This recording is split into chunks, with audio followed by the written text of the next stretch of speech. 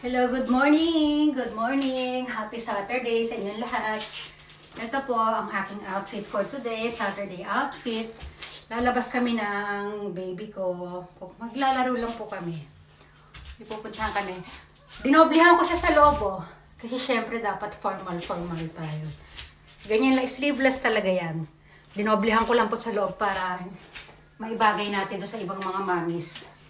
Kasi ano yun parang palaruan. Siyempre may mga mommies at babies.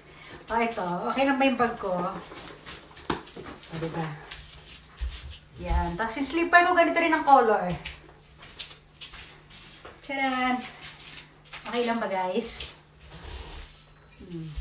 Hindi, magdodoble pa ako. May bakat yung panty, magdodoble ako ng ano dyan mamaya. Maganda ng color, diba? Mahilig ako sa mga ganitong bags.